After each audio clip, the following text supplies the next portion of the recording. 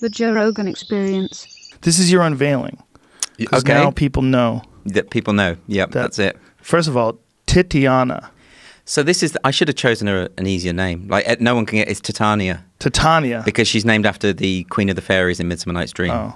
Tell everybody your real name. My real name's Andrew Doyle.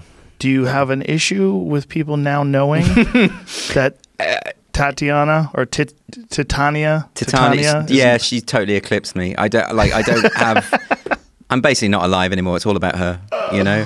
Well, I can't remember how I found out about you on Twitter, but just laughing really hard at something that you wrote that was so close. You do such a good job of like blurring the line between outrageously woke and satire. Yeah, it's that thing of trying to. There you are. Who's the girl?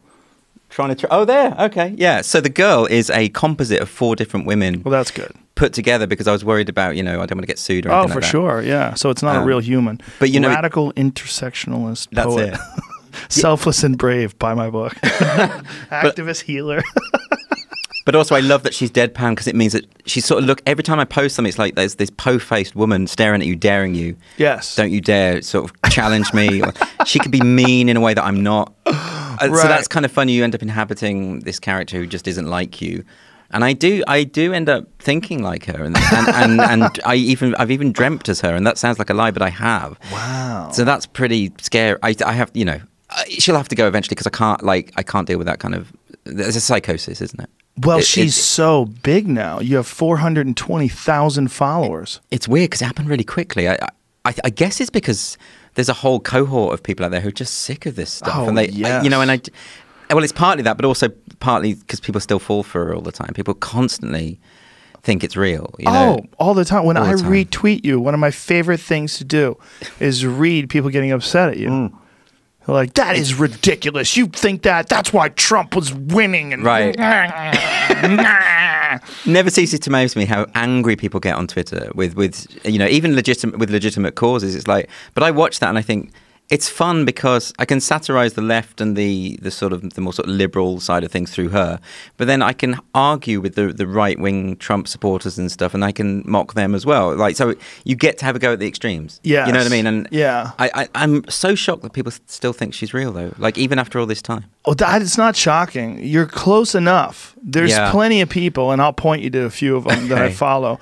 I follow some people where I just bookmark them so they don't know that I follow them. Yeah. And just some of them are so goddamn fucking crazy. And yet, I keep getting told this is like a straw man. These people don't really exist. You're having to go, but they exist. They do. I even once did do you remember there was a tweet by is it Rosanna Arquette who's really really woke? Rosanna Arquette, the actor. I think so. So she did a tweet about how ashamed she was of being white. And was then that her? That was her. I think it was her. And then I just cut and paste that tweet and put it out. Was it Patricia Arquette? Might have been. It's one of the Arquettes. Yeah. But I did the same tweet. I literally cut and paste it as Titania because I thought like this is. And some people got it that I'd just taken this other viral tweet, and some people got the point I was making.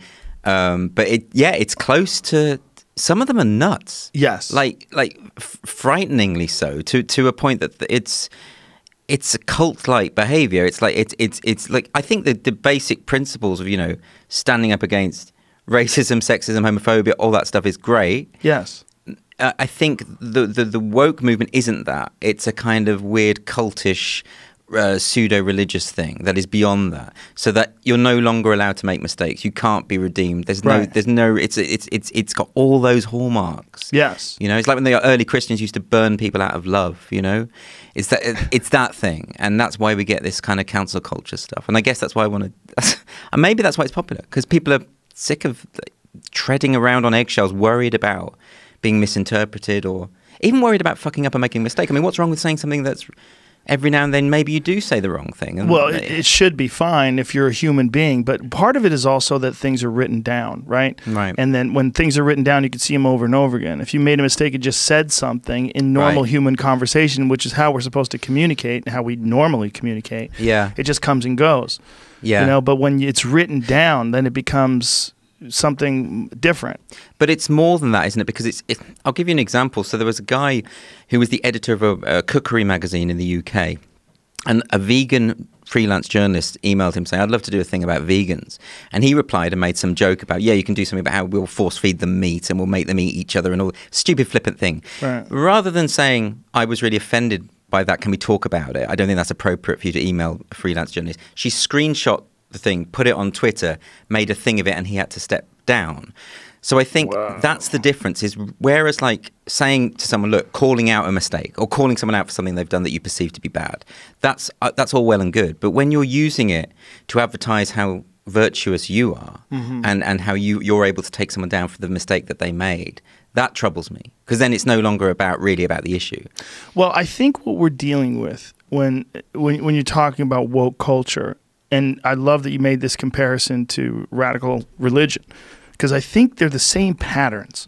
Right. I think human beings have patterns that they follow, and you could say that you're not religious, but you follow these extremely rigid ideologies that don't allow for any variation whatsoever. They force 100% compliance, and if you're not 100% incompliant, they will attack you, and you can't be woke enough. One of the things you find in religion is people will, especially in the more radical, dangerous, and scary religions, they'll turn on each other. They'll turn on each other for not being pious enough. Yeah, all the time.